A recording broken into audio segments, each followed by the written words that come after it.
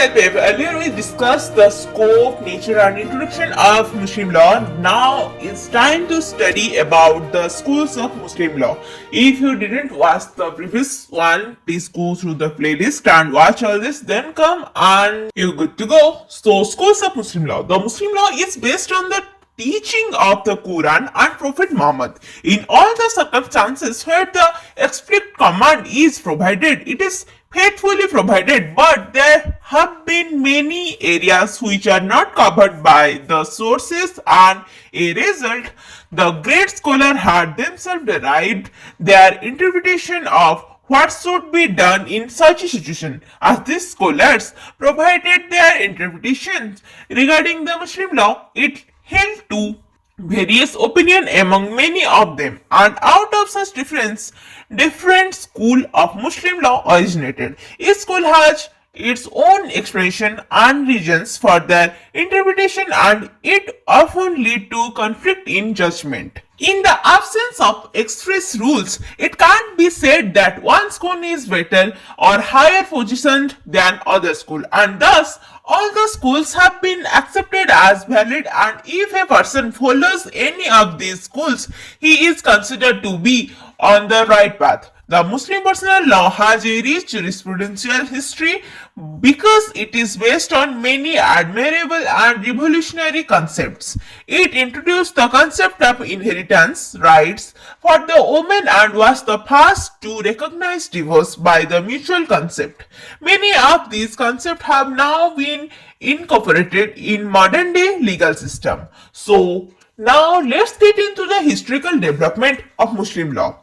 The development of the Muslim law can be largely classified into 5 different periods. So let's start with 622 to 632 AD. This period, also known as the Hijra era, refers to the last 10 years of Prophet's life. This period began when the Prophet and his followers left Mecca and moved to Medina.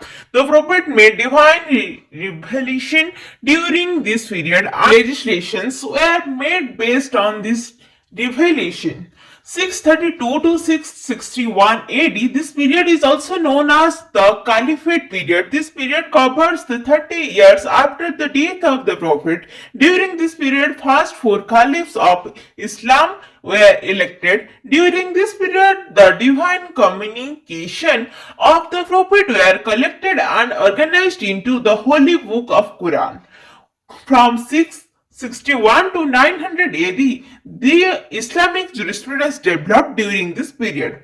2 important developments during this period were that the office of the caliph were made hereditary and the seat of caliphate was shifted to Damascus. From 900 to 1924 AD, during this period, the Shia and Sunni school were established. This period witnessed scientific development of Islamic jurisprudence. The 4 Sunni schools were founded during this period. However, at the latter part of this phase, the development of jurisprudence was stagnated.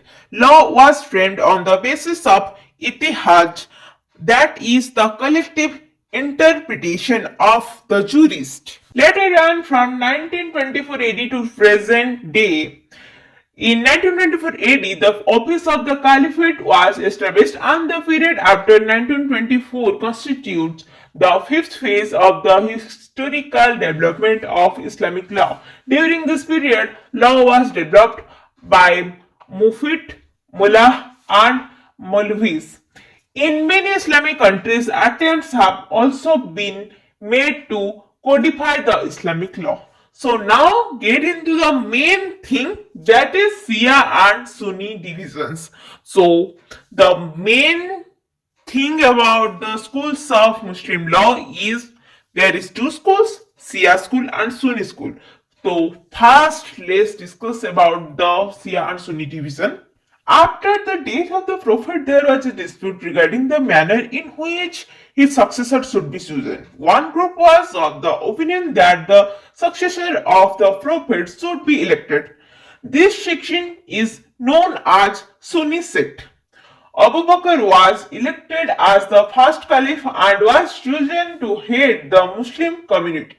The Sunni sect supports the election method on the ground that the Prophet had himself suggested that his successor would be chosen by election. However, some people, including the Fatima, the daughter of the Prophet, believed that the successor of Prophet should be based on succession. This group constituted the Shia sect. The group declared Ali, the son-in-law of the Prophet, to be the first Imam. Schools under Muslim law. In Islam, the people have been divided into two sects, having different views regarding certain aspects of Islam. Thus, the school of Muslim law can be broadly classified into two categories. One is Sunni school, another one is Shia school. Let's discuss these schools. So, firstly, Sunni school. There are four different schools under the Sunni sect. These schools are based largely on the same principle and differ only on minor aspects. There are four sources of Muslim law.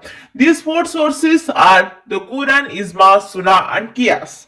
The different in the degree of reliance placed on the different sources. However, all the schools recognize the relevance and importance of all the four sources. The different schools of the Sunni sect are: the Sunni sect, there are four major schools of Muslim law which is as follows. Hanafi school. Hanafi school is the first and the most popular schools in Muslim law. Before being named Hanafi, this school was known as Kufa school, which was based on the name of city of Kufa in Iraq. Later, the school was renamed as Hanafi school based on the name of its founder Abu Hanafi. The Prophet had not allowed his words and tradition from being written. The Hanafi school codified the perceived which in prevalence during this time among the Muslim community. The founder of the school, Abu Hanafi, had not written any book for laying down the rules of the school, and therefore the school had grown through his two disciples, Imam Muhammad and Imam Abu Yusuf. Both of them gave to the juristic preference and codified the ijmas of that period. The school became widely spread in various territories. As a result, the majority of Muslims in countries such as India, Pakistan, Syria, Turkey belong to Hanafi school. In India, since the majority of Muslims from Hanafi school, the court decides the case of a Sunni Muslim as per the Hanafi school unless it is specified that they belong to other schools. In Hanafi school, Hidayah is the most important and authoritative book which was created over a period of 13 years by Ali bin Abu Bakr. This book provides laws on various aspects except for the laws on inheritance. Lord Warren Hastings tries to translate the Hidayah to English. He appointed many Muslim scholars to translate the book, but the Shariat is considered as the authoritative book of the Hanafi law of inheritance. The book is written by the Sheikh Sir Ajuddin, and the first English translation is written by Sir William Jones. Under the Hanafi school, children have an obligation to maintain their parents. Under indigent circumstances, the parents have the right to claim maintenance from their children. Similarly, the grandparents can also seek maintenance from the grandchildren. However, it is pertinent to note that the mother has a better title than the father when it comes to claiming maintenance from the children. Custody of children under Hanafi school. Under the Hanafi school, the custody of a son lies with the mother until the son attains the age of 7 years. In case of a daughter, the mother has the custody till the daughter attains puberty. However, once the son attains 7 years of age or the daughter reaches puberty, the father is considered to be the natural guardian. In Abdul Kalam versus Akri Bibi, there was a dispute relating to the custody of a minor son. The parties were governed by the Hanafi school of Mohammedan law. The mother claimed the custody of the child under Section 25 of the Guardian and Wards Act 1890. Section 25 states that when a child is removed from his guardian's custody and the court finds that the welfare of the children lies in him being restored to the custody of the guardian, the court make an order to this effect. The applicant had pleaded that since under the Muslim personal law, the father is considered to be the natural guardian of the child, Section 25 of the Guardians and Wards Act doesn't apply to a Muslim child. Rejecting this argument, the Odisha High Court held that the interest of the child is of paramount consideration while deciding the issue of guardianship. The court held that the Guardians and Wards Act apply to Muslims as well as, and thus the mother was entitled to claim guardianship of the minor child under Section 25 of the Act. Legitimacy of the child. Both the Sunnis as well as Shias could provided that if a child is born within a specific time period from the dissolution of marriage, then he would be considered valid. However, this time period varies from schools to school. Under the Hanafi school, the child is considered to be legitimate if it borns within a period of 2 years from the dissolution of marriage. Now let's discuss about the second school of Sunni school, that is Maliki school. This school gets its name from Malik bin Anas. He was the Mufti of Medina. During his period, the Kufa was considered as the capital of Muslim. The Maliki school gives the importance to the Sunnah and Hadith, whereas the Hanafi school gives the importance to the people and Istihasan as per Maliki school and law. They rarely accept the ijma. As per the law, the person gave fatwa challenging the sovereign authority of Khalifa. He faced enmity and of lack of support from Muslim government. Thus, this Maliki school didn't get much popularity. In India, there are no followers of this school, but when the Dissolution of Muslim Marriage Act 1939 came into picture, some of the laws and provisions of this school was taken in account as they are giving more right to the woman than any other school.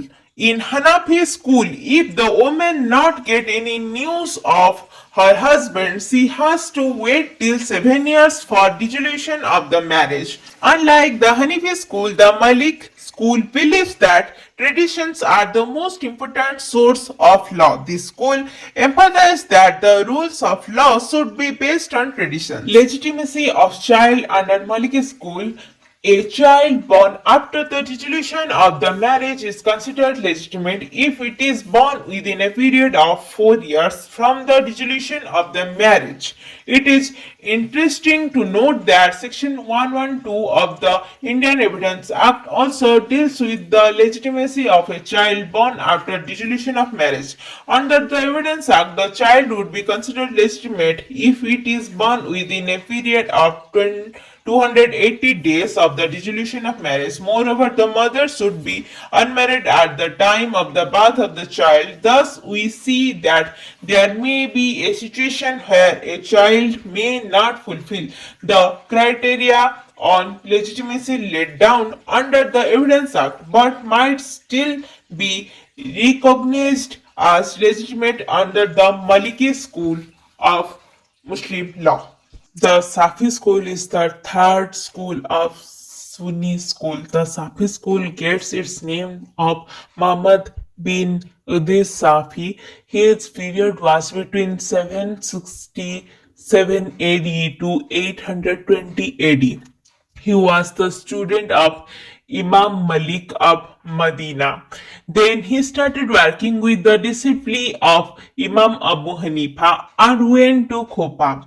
He concluded the ideas and the theories of Hanafi school and Maliki school in a friendly manner. The Imam Safi was considered as one of the greatest jurists of Islam. He created the classical theory of Safi Islam jurisprudence. According to this school, they consider Ijma as the important source of Muslim law and provide validity to the custom of the Islamic people and follow more methods of Hanafi school.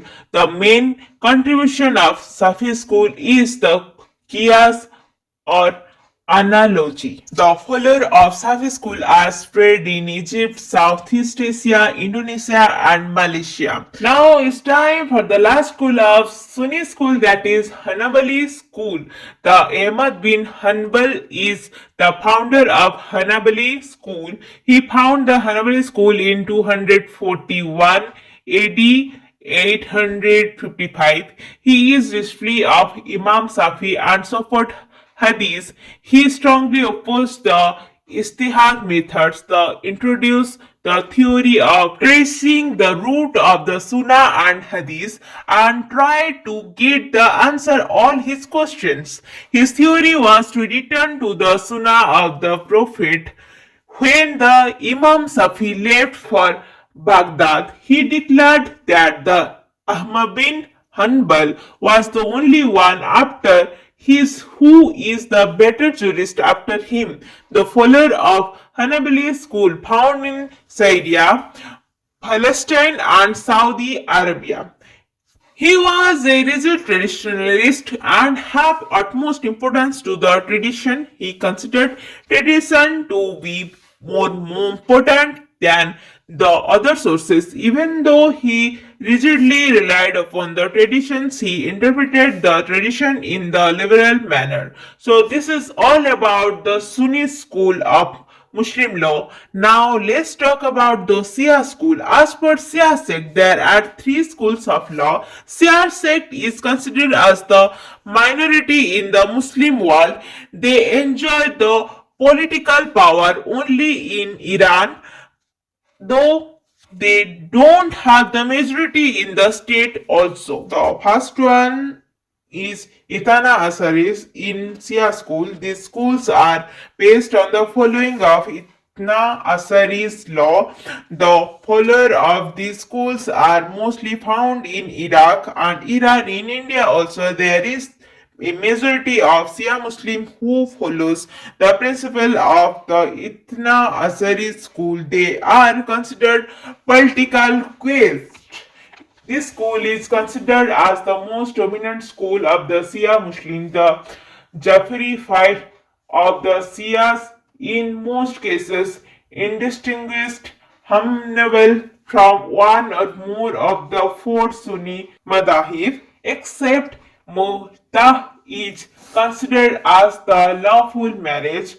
The people who follow the Itna Asari school believe that the last of the Imam disappeared and to be restoring as Mahdis. So now let's talk about the second school is the Ismailis.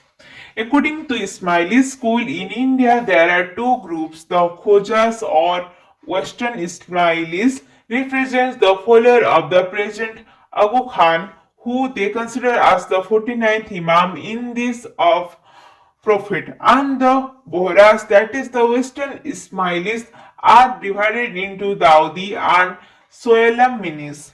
The Bohras and Khojas of Mumbai are considered as the follower of the school.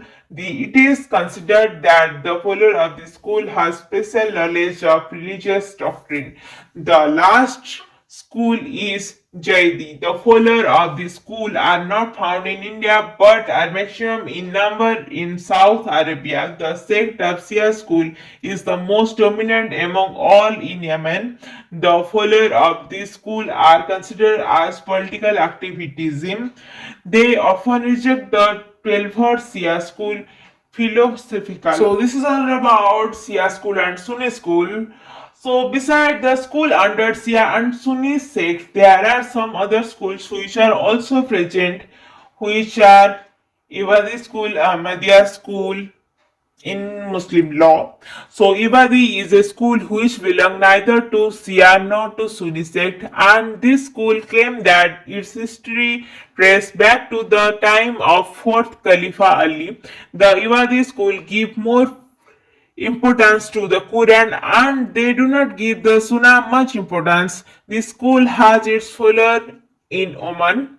One of the most important point about the school is that beside the Quran, it has provided principal consideration to istihad, personal reasoning, which has been partially accepted by the Sunni and has been completely rejected by the Shia.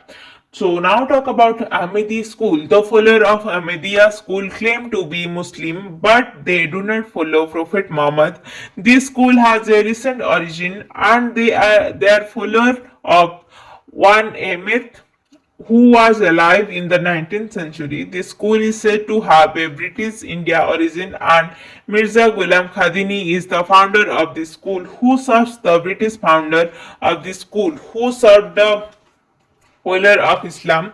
None of the Muslim government has accepted them as Muslim because they believe the school's faith is completely against the faith of the Muslim.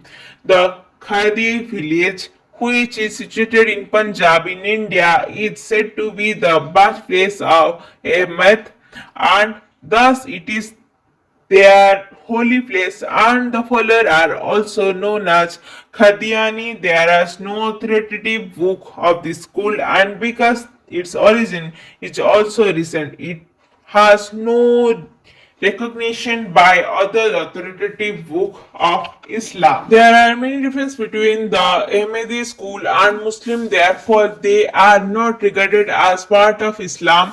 The major point of difference between them are as follows. The Muslim believes that Prophet Muhammad was the messenger of God on earth and he was the last prophet who had spoken with God. Thus, his teaching are an important part of the lives of Muslim, but the Ahmadis believes that God still communicate with his holy servant even after Prophet Muhammad. The Ahmadis claim that the list of prophets before Muhammad include Buddha, Krishna, and Ramachandra, and they claim it is according to the Quran, but the non-Ahmadis do not accept such claims and refuse to acknowledge them as prophet. Unlike the Muslim, the Ahmadis do not accept the claim of the Sultan of Turkey as the caliphate, and they claim that every Muslim person should remain loyal to the government of their country. While Muslims believe that Mahdi will have a holy war of jihad and Islam will be spread by the sword, the Ahmadi believe that it will be spread by arguments and heavenly signs and not through violence. Conclusion: Muslim law is governed by the teaching of the Quran and the Prophet Muhammad. There have been many different schools which follows their own interpretation of this teaching on point on which the Quran is silent. While the major school of Muslim can be divided under the two sects of Shia school and Sunni school, even the schools under these sects have been further divided into various schools. Each school has its own belief and practice, and because each no sect rule regarding the matters on which the Quran is silent, one school can be said to be better positioned than the other schools, and thus even though there are many schools in Muslim law, they all lead to one path. Thus, the things of these schools can be compared to different paths which all lead to the same destination. What is the meher and what is the amount of meher prescribed under the various school? Meher is the sum of money which a wife receives under Muslim law from her husband upon getting married. The different schools provide for different value of meher. Under the Hanafi law, it is the minimum amount of meher is 10 dirham. Under the Maliki law, the minimum amount is 3 dirham. Under Shia doesn't prescribed any minimum amount of meher, but the maximum meher can't excel 500 dirham. What are the primary source of Muslim law. The primary sources of Muslim law are the Quran, Hadith, Qiyas and Ijma. Quran is the holy book of the Muslim. Hadith refer to what was said by the Prophet. Ijma refer to the consensus of Muslim jurists. After the death of the Prophet, the jurists had to reach a conclusion to solve the problem whose answer could not be found in the principle of the Quran of the Sunnah. The consensus reached by the jurists is known as ijma. Qiyas refer to the process of analogical deduction. All the Sunni school agree that if any matter has not been provided in Quran, Sunnah and Ijma, then such matter have to be determined by analogy deduction of what has already been provided in these sources. So this is all about Shia and Sunni school of Muslim law. I hope you guys understand this well. Thanks for watching. Do like, comment, share and subscribe to Legal Prep. If you guys want the differences between Shia school and Sunni school, then go through the playlist. I already uploaded the differences between Shia and Sunni school. So go watch, do subscribe. Bye bye. Thanks for watching.